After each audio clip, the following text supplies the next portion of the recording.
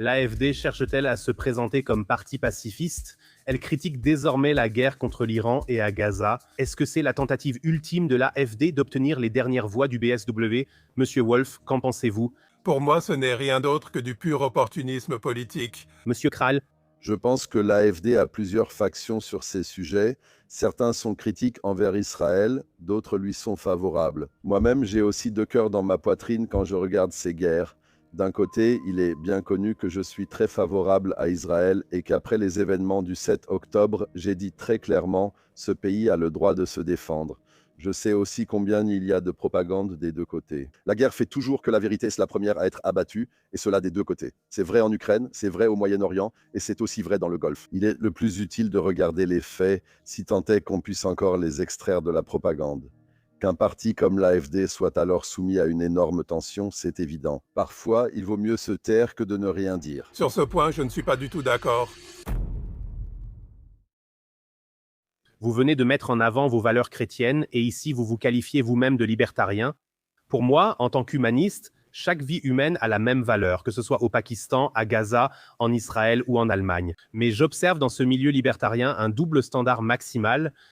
Sur cette chaîne, on critique les Verts, on critique les islamistes, on critique les idéologies de gauche. Mais dès que quelques extrémistes radicaux, comme par exemple Ben Gvir ou Smotrich, deviennent incontrôlables en Israël, c'est le silence radio en Allemagne. Pourquoi cette humanité est-elle si sélective, monsieur Kral? Tout d'abord, je voudrais m'opposer à cela. Je ne pense pas que l'humanité soit sélective à cet égard, mais nous avons une situation analytique différente selon les circonstances. J'examine chaque conflit, j'essaie de le comprendre et de le situer. Bien sûr, je sais que moi aussi j'ai mes préjugés et, comment dire, ma programmation sociale. Il faut essayer de les comprendre de manière réflexive afin d'éviter de faire des erreurs dans ces analyses. Car la plupart du temps, ce sont nos propres préjugés et notre refus de reconnaître de nouvelles réalités face à de nouveaux faits qui nous induisent en erreur et nous amènent à prendre de mauvaises décisions et à faire de fausses déclarations. Je ne suis probablement pas plus à l'abri de cela que n'importe qui d'autre. Mais je pense que ce n'est pas une question d'humanité sélective, mais qu'il faut examiner chaque situation séparément et ensuite se demander qu'est-ce qu'il y a réellement? Que se passe-t-il exactement? Prenons par exemple Israël, Gaza et l'Iran. Ce sont deux exemples parfaits. Ici, il y a tout simplement des perspectives très différentes. En ce qui concerne Israël, je pense toujours d'ailleurs que le 7 octobre a justifié cela et qu'Israël se défend massivement. C'était le plus grand attentat terroriste jamais commis, avec plus de 1000 morts, et ce n'est pas Israël qui l'a documenté, mais le Hamas. Équipé d'argent et d'armes iraniennes avec une barbarie, on a filmé des choses dont on était fier et on les a mises sur Internet, des choses indescriptibles. Il est donc normal qu'un peuple réagisse aussi émotionnellement. Qu'il y ait malheureusement toujours des débordements pendant la guerre, c'était en fait logique et prévisible. À cela s'ajoute que la manière de faire la guerre du Hamas est bien sûr très particulière. Le Hamas agit en se cachant derrière des civils, ils installent leurs bases dans des écoles et des hôpitaux, puis se plaignent lorsque ces lieux sont attaqués et accusent ensuite Israël de génocide. Ils sont très doués pour la propagande. Cependant, je refuse d'imputer à l'adversaire ce type de guerre qui est de toute façon totalement contraire au droit international et qui l'oblige à prendre de telles mesures.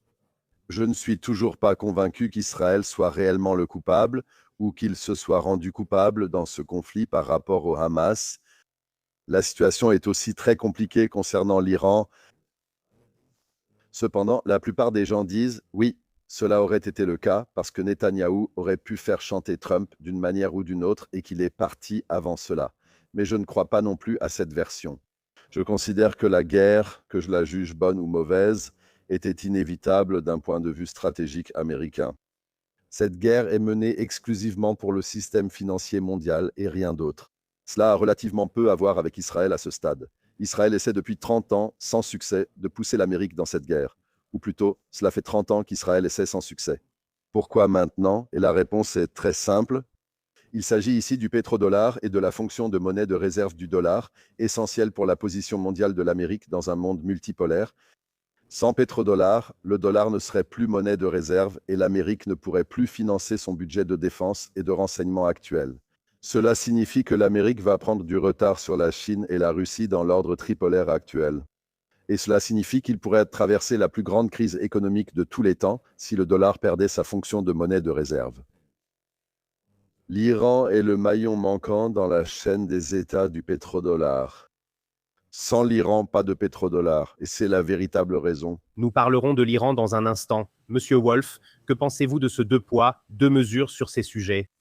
J'ai un point de vue un peu différent. Je pense que ce qu'Israël a fait dans la bande de Gaza est l'un des plus grands crimes contre l'humanité.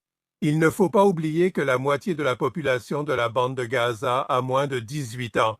Leur avenir a été détruit, ils ont été traumatisés, ils ont été assassinés, un nombre incalculable d'enfants sont morts. Rien ne pourrait jamais, à mes yeux, justifier une telle guerre. Il faut savoir que d'un point de vue historique, le Hamas a même été fondé avec l'aide du gouvernement israélien. Le Hamas a été créé à l'origine comme contrepoids à l'OLP parce que l'OLP était devenue dangereuse pour le gouvernement israélien. Et en ce qui concerne le 7 octobre, je ne crois pas à la version officielle, car la bande de Gaza est à peine aussi grande que Hambourg. Toute la communication dans la bande de Gaza peut être surveillée depuis Israël. Ils sont au courant de chaque appel téléphonique, de chaque contact social. Ils auraient pu se préparer. Fait intéressant, ce jour-là, une grande partie de l'armée et de la police était absente, donc je pense que tout cela est un prétexte artificiel, ou quelque chose comme Pearl Harbor. On a laissé faire parce que ça arrangeait bien, mais pour moi tout cela est un crime contre l'humanité absolument inexcusable, tout comme la guerre contre l'Iran. Il ne faut pas oublier, ce ne sont pas les personnes au pouvoir qui sont touchées, sauf si par exemple Yancey Khamenei et quelques membres de la direction sont touchés. Les gens ordinaires, sans lien avec cette guerre. Pour moi, toute guerre dans le monde reste un crime contre l'humanité. Notre chancelier fédéral Friedrich Merz se lève et dit « L'Allemagne ne participe pas à la guerre au Proche-Orient. Tous les signaux des drones passent par Rammstein. Des technologies de précision sont d'une manière ou d'une autre livrées à Gaza. À quel point le chancelier prend-il son propre peuple pour des idiots? » C'est une très bonne question. L'hypocrisie de notre gouvernement dépasse vraiment tout. Je crains que sur ce point, je sois probablement d'accord avec M. Wolf. C'est valable pour presque tous nos conflits ici. C'est comme ça. En principe, toute la logistique pour l'Ukraine, pour Israël et aussi pour l'Iran passe ou passait par la base de Rammstein. L'Allemagne est en quelque sorte le tremplin géostratégique des États-Unis sur l'ensemble de l'espace eurasiatique vu depuis l'Ouest. Maintenant, nous avons ici un gouvernement fédéral qui, au fond, est pris entre deux feux, avec un chancelier sans principe et sans aucune structure morale ou éthique. Il ne l'a tout simplement pas, sinon il ne mentirait pas autant toute la journée. On le surprend constamment en train de mentir sur tout, pas uniquement sur ces questions géostratégiques, mais sur toutes les questions essentielles. Je me rappelle comment il s'est fâché parce que quelqu'un a dit cela pendant la campagne et il a réagi. Comment peut-on être aussi idiot? C'est exactement ça. Il est plus agacé quand on dit une vérité dérangeante en campagne électorale que lorsqu'on ment. Ce que nous avons ici devant nous, c'est en quelque sorte le summum de l'hypocrisie. Je suis convaincu qu'on peut avoir des avis différents sur les conflits. J'ai déjà eu cette discussion que M. Wolf et moi menons en ce moment sur le sujet d'Israël de façon assez intense avec d'autres personnes, y compris sur YouTube. Nous avons réalisé une vidéo d'1h30 sur Israël avec Oliver Janich. On peut avoir des avis différents, mais on ne peut pas faire semblant d'être d'un côté, de suivre une direction et en même temps agir de façon totalement opposée. Et c'est exactement ce que fait ce gouvernement fédéral en permanence. Mais je n'attends pas non plus de cohérence dans ses actions, car premièrement, il lui manque une structure éthique, et deuxièmement, la logique. Monsieur Wolf, qu'en pensez-vous? Oui, je pense qu'il suffit simplement de se rappeler pour qui M. Merz a travaillé de 2016 à 2020. À cette époque, il était président du conseil de surveillance de BlackRock Allemagne. Le grand coup porté à l'économie allemande a précisément commencé en 2016. À l'époque, il y a eu le scandale des émissions chez VW. À l'époque, BlackRock, avec de nombreuses autres entreprises, avait intenté un procès de plusieurs milliards contre VW. Donc, le moteur de l'économie allemande a été durement touché, et cette politique a été poursuivie par BlackRock. BlackRock s'est ensuite tourné vers l'industrie automobile chinoise. Nous ne devons pas oublier qu'il y a deux concurrents pour les Américains dans le monde entier. L'un, c'est la Chine, l'autre, l'Union européenne. Dans l'Union européenne, l'Allemagne est le plus grand pays. Évidemment, on veut éliminer un concurrent. BlackRock est désormais la première entreprise financière au monde à avoir la possibilité d'opérer en Chine sans partenaire bancaire ou entreprise chinoise. Ils ont entièrement mené leur agenda là-bas et M. Merz fait la même chose ici en Allemagne en ce moment. Il est certes le chancelier fédéral des Allemands, mais il n'est pas seulement la marionnette du plus grand gestionnaire financier du monde, à savoir BlackRock. Monsieur Kral, vous avez mentionné les divers courants au sein de l'AfD. Il me manque un peu d'imagination pour penser que l'AfD, en 2029 ou quelques années plus tard, pourrait gouverner le pays avec la majorité absolue. Mais je peux tout à fait l'imaginer. Quand un parti propose d'augmenter les dépenses de l'OTAN à 5%, soit un financement supplémentaire, je me demande d'où viendra l'argent. Est-ce environ 200 milliards? Et puis, si je dépense autant d'argent pour la guerre, cela suit aussi une certaine logique de guerre. Cela veut dire que je devrais aussi participer à un certain nombre de guerres d'agression. Je le dis ici sur la chaîne, les réfugiés ne sont pas un phénomène naturel qui se retrouve soudainement aux portes de l'Allemagne, mais nous créons tous ces réfugiés en participant à de très nombreuses guerres dans le monde. Alors, pensez-vous vraiment que l'AfD, une fois au pouvoir, voudra guérir le monde, ou bien est-ce que ce sera finalement le même jeu, juste sous un autre prétexte? C'est la première fois que j'entends que l'AfD voudrait vraiment consacrer 5% de notre PNB à l'armement. Je trouve cela absurde. Quelqu'un a peut-être dit quelque chose, peut-être M. Lucassen, qui a des opinions intéressantes, mais qui ne représente pas ce que l'AfD défend dans son ensemble. D'ailleurs, je ne suis pas membre de l'AfD. Donc là, je défends un parti auquel je n'appartiens même pas. Mais ce serait nouveau pour moi que l'AfD veuille dépenser 5% pour l'armement. Et une chose est aussi très claire, si en 2029, et c'est ce que je pense d'ailleurs, l'AfD obtient la majorité absolue, car jusqu'à présent, chaque mois où M. Merz était en fonction, l'AfD a gagné en moyenne 0,9%. Il doit juste continuer 20 mois, puis nous y serons. Et même un M. Wust ne changera rien à cela. Ce sera encore pire, car cet homme est un communiste. Alors lui, c'est vraiment incroyable quand on regarde ce qu'il fait là-bas en NRW, inonder la mine de lignite à ciel ouvert pour que les générations futures ne puissent plus corriger les erreurs de notre génération de politiciens. C'est vraiment scandaleux. Alors lui, s'il va encore empirer les choses, c'est Merz empire, il s'appelle Wust. Ça veut dire qu'en 2029, il y aura un tournant. J'en suis assez convaincu, à moins qu'un miracle n'arrive pour la CDU. Et les miracles sont plutôt rares, même en politique ou surtout en politique. Alors il en sera ainsi. L'Allemagne sera à terre économiquement et aussi socialement. Et nous aurons une série de problèmes à résoudre qui sont gigantesques à l'intérieur du pays. Il n'y aura absolument plus aucune ressource disponible pour mener à bien de telles absurdités d'armement. Il faudra alors économiser au moins 400 à 500 milliards de dépenses publiques par an. C'est possible aussi. Je dis juste tronçonneuse. Et j'ai déjà fait des propositions à ce sujet. Il n'y a pas de marge pour un budget militaire supérieur à 40 milliards. Point final. Ça n'arrivera tout simplement pas parce que les ressources ne sont tout simplement pas là. Monsieur Wolf, quel est votre avis? Comme je l'ai déjà dit, mais il n'y a rien de nouveau à attendre de la part de l'AfD. Ils travaillent dans le même système. Ils soutiennent les mêmes personnes. Nous avons vu à l'époque Alice Weidel avec Elon Musk. Nous avons vu à quel point ils ont toujours célébré Trump. C'est presque la même chose que l'élection de M. Trump aux États-Unis. Cela arrivera ici avec l'élection de l'AfD. Si l'AfD obtient réellement la majorité, les gens seront très fiers mais vite désillusionnés, car l'AfD ne résout absolument aucun des problèmes à venir. Les plus grands problèmes chez nous sont bien plus importants que ce qui se passe au Bundestag. Nous vivons actuellement une transformation historique de l'ensemble de la société mondiale. Nous passons de la société de l'argent à celle des données. Je pense que des événements comme la guerre contre l'Iran ne surviennent pas par hasard actuellement. Cela n'a rien à voir avec l'idiotie d'un Trump qui se fait élire comme président de la paix puis mène la guerre. C'est intentionnel de la part de l'élite dirigeante. C'est une intention pilotée en coulisses, comme la crise du coronavirus. La crise du coronavirus a été pour moi la première étape. Nous avons tous été habitués aux QR codes, aux restrictions numériques, au confinement. Je suis certain que la guerre en Iran va passer à l'étape suivante. Je suis très sûr que les conséquences de la guerre en Iran pour nous ici, ce grand choc énergétique, vont se produire cet automne et que cela n'aura pas lieu sans conséquences. Nous allons connaître une inflation galopante. Nous allons probablement devoir prendre des mesures pour rationner l'énergie, pour imposer des confinements. Par hasard, il se passera aussi la chose suivante en janvier prochain. C'est à ce moment-là que l'identité numérique sera également introduite.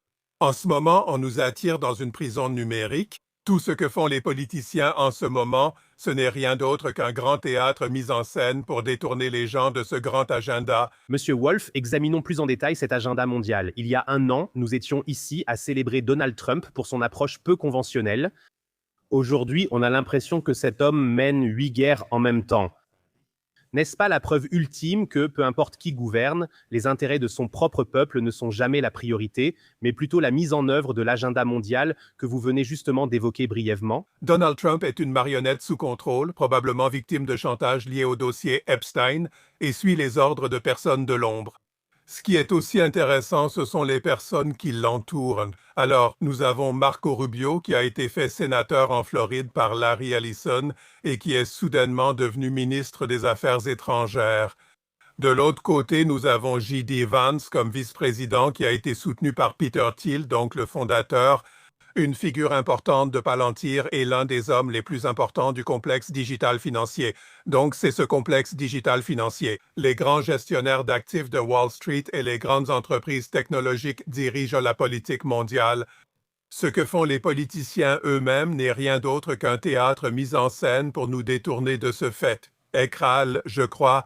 Il est clair que nous subissons l'influence de l'industrie numérique et financière, mais je ne crois pas que ce soi-disant complexe numérique et financier soit un bloc monolithique. Il est plutôt composé de factions qui s'opposent et qui sont en concurrence les unes avec les autres.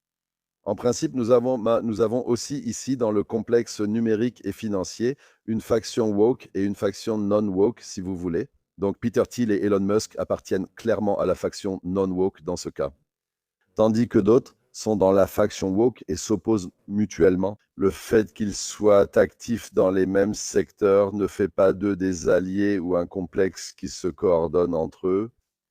Honnêtement, je n'aime pas argumenter en disant que c'est une théorie du complot, parce que moi-même je dis, les théories du complot sont tout à fait légitimes. Elles sont tout aussi légitimes que n'importe quelle autre théorie. Mais lorsqu'on les avance, elles doivent alors, en tant qu'hypothèse, se soumettre à une vérification empirique. C'est là que je vois justement quelques grandes lacunes dans votre argumentation, Monsieur Wolf, à savoir que nous n'avons ici aucune preuve que ce complexe industriel numérique soit réellement un monolithe. Comme je l'ai dit, je crois justement le contraire.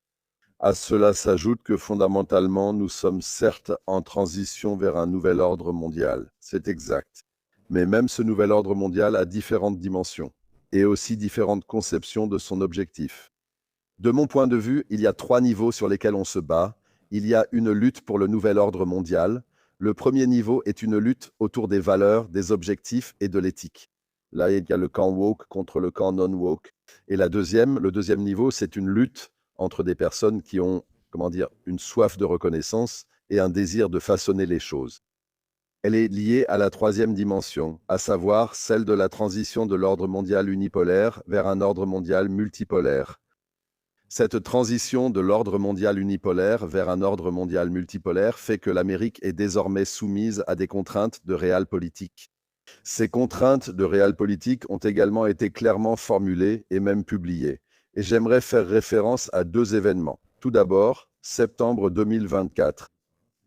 Je parle de Donald Trump avant son élection, avant sa seconde élection à la présidence des États-Unis au Economic Club de New York, où il a dit que si le dollar perd sa fonction de monnaie de référence, c'est comme si l'Amérique perdait une grande guerre, voire une guerre mondiale. Premier point.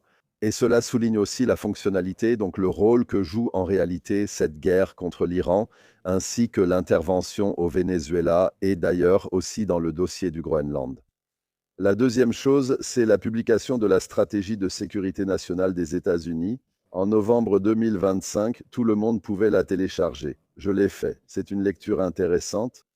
Il est clairement indiqué que l'Amérique s'éloigne de l'unipolarité, pas littéralement, mais c'est l'idée, et que dans cette nouvelle situation de concurrence multipolaire, on oriente ses priorités stratégiques vers des sujets très précis, pour que dans cette multipolarité, on joue un rôle de premier plan, pas le dernier. Quels sont ces axes prioritaires? Le premier axe, c'est que l'Amérique se concentre sur le double continent américain, plus précisément sur le continent américain au sens géographique. Cela inclut l'Amérique du Nord, l'Amérique du Sud et le Groenland, tous faisant partie du continent américain. Je garantis à tous que nous entendrons encore parler du Groenland tant que M. Trump sera président. Et deuxièmement, que l'Amérique se concentre sur certaines technologies où elle occupe une position de leader et qu'elle veut aussi défendre, à savoir l'exploration spatiale, l'intelligence artificielle, l'informatique quantique et les biosciences. Et dans 2 de ces 4 domaines, il y a d'ailleurs un homme, à savoir Elon Musk, qui garantit actuellement le rôle de leader des États-Unis. Il détient à lui seul 90% du marché de l'exploration spatiale, les 10% restants étant partagés entre les États-Unis, la Russie, la Chine, l'Europe et l'Inde. Il faut en prendre conscience. Ce sont les priorités du côté scientifique et technologique. Le troisième élément pour que tout cela reste financièrement viable, c'est la défense du rôle de monnaie de référence du dollar. C'est écrit noir sur blanc. Tout le monde peut le vérifier. Dans cette transition de l'unipolarité à la multipolarité, nous pouvons retenir quelques éléments. Personne ne souhaite tomber dans le piège de Thucydide et encore moins la régler par une guerre nucléaire. Cela signifie que tant qu'il y aura à Pékin et à Washington des personnes qui ne sont pas totalement suicidaires, il n'y aura pas de confrontation militaire directe entre la Chine et les États-Unis, ni entre la Russie et les États-Unis, ou entre le bloc Russie-Chine et les États-Unis. Cela n'arrivera pas parce qu'à la différence de M. Merz, ces gens-là ont peur de la guerre nucléaire. Deuxièmement, chacun a délimité ses zones d'influence. Que le double continent américain se trouve en dehors de la zone d'intérêt de la Chine et que le Venezuela a découvert à son grand effroi qu'il n'est pas situé au bord de la mer de Chine méridionale. Cela devrait être clair. Mais cela signifie aussi, en sens inverse, que l'Amérique reconnaît à la Chine une zone d'influence. Et là-dessus, on peut jurer que Taïwan en fait partie. D'une manière ou d'une autre, Taïwan va se réunifier avec la Chine dans les 10 prochaines années. Il y aura des solutions diplomatiques pacifiques, mais vous le verrez. Cela signifie aussi qu'on a accordé à la Russie sa propre sphère d'influence. Et à part les États baltes, il s'agit de l'ancienne Union soviétique. Cela signifie qu'en fin de compte, l'Ukraine a été sacrifiée sur l'autel de la géopolitique. Seuls les Européens ne s'en sont pas encore rendus compte. Donc cette question n'est pas une question de savoir si j'ai un président de guerre ou un président de paix. C'est simplement une question de réalpolitik. Chaque président américain, qu'on en tienne le deep state pour responsable ou non, c'est une question de point de vue. Chaque président américain devra toujours garder à l'esprit la position géopolitique de l'Amérique. Ils ne peuvent pas faire autrement. C'est inhérent à sa fonction. Dans un monde multipolaire, cela inclut, dans une logique de réalpolitik, la conduite de la guerre. Trump a beau aimer la paix ou non, il ne peut pas ignorer ces réalités. L'Iran est une guerre par procuration classique. Il s'agit de la monnaie de référence et du pétrodollar, mais il est aussi question de la route de la soie. Parce que bien sûr, la route de la soie, l'Iran est un pilier stratégique dans la conception chinoise de la domination de l'espace eurasiatique. Ce sont les questions dont il s'agit. Nous pouvons maintenant nous en indigner moralement ou nous emporter à ce sujet, mais cela ne nous fera pas avancer. Cela ne nous permettra ni d'intervenir ou de dire à quelqu'un « tu n'as pas le droit de faire ça », ni de nous donner la possibilité d'anticiper, ne serait-ce qu'un peu, ce qui va se passer ensuite. Si nous ne partons pas de pratiques de réalpolitik, nos prévisions risquent de fort de se tromper. Je considère que l'évaluation selon laquelle le monde est actuellement en transition de l'unipolarité vers la multipolarité est l'une des plus grandes manœuvres de diversion de notre époque. Je pense que c'est exactement le contraire qui est vrai. Je crois que nous entrons actuellement dans le monde le plus unipolaire qui ait jamais existé.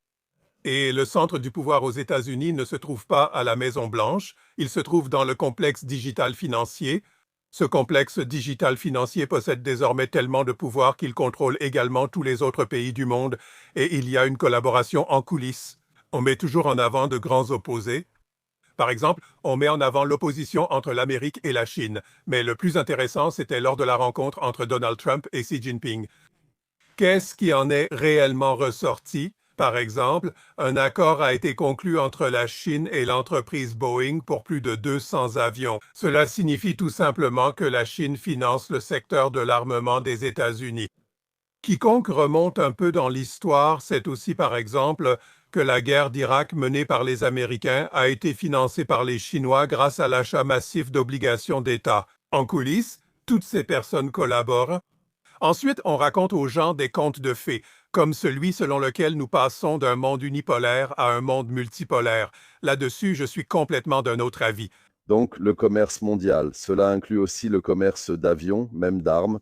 C'est un processus tout à fait normal qui a lieu entre les nations et entre les entreprises parce qu'il augmente la prospérité. Il faut donc s'intéresser à la théorie du commerce et alors on s'en rendra compte assez rapidement.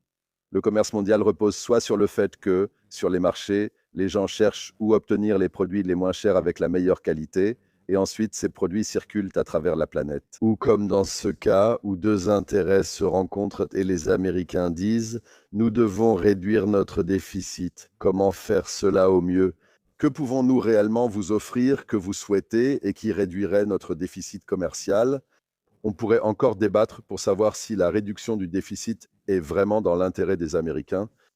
Le déficit alimente la perception du tribut via le rôle de monnaie de réserve.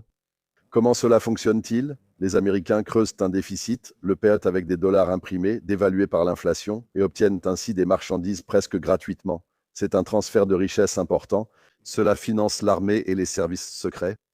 Mais le commerce, ou même l'achat de 200 avions, ce qui d'ailleurs, même si on y pense, même si les avions sont relativement chers, c'est un contrat de plusieurs milliards, mais il reste insuffisant pour financer l'industrie de l'armement américaine, loin du compte. On parle de 2 ou 3% seulement. Ce n'est pas plus que ça. En plus, si on enlève les coûts, on parle probablement de 0,1 ou 0,2% qui reste pour le financement de cette industrie. Ça ne tient pas la route. Le commerce, c'est autre chose qu'un système centralisé, global et coordonné. Cependant, je dois vous donner raison sur un point, Monsieur Wolf. En effet, en coulisses, il y a très souvent des forces puissantes à l'œuvre dont nous ne savons rien. Je voudrais illustrer cela par un exemple de ce qui s'est passé dans les années 80, et je suis assez sûr que ces structures existent toujours, même s'il y a probablement peu de preuves à ce sujet.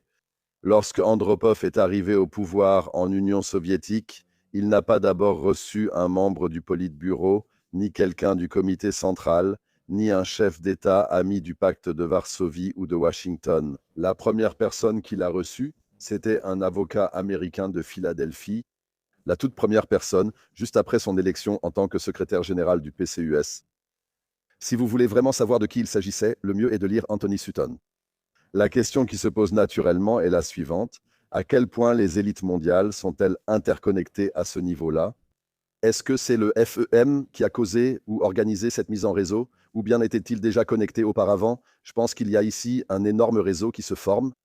Mais ce vaste réseau n'a pourtant pas conduit à ce qu'ils agissent comme un bloc monolithique. Parce que s'ils le faisaient, nous aurions déjà perdu depuis longtemps. Il n'y aurait même plus de débat. Nous serions déjà depuis longtemps sous une dictature mondiale unique, organisée autour de l'ONU ou d'un autre organisme, et nous aurions disparu.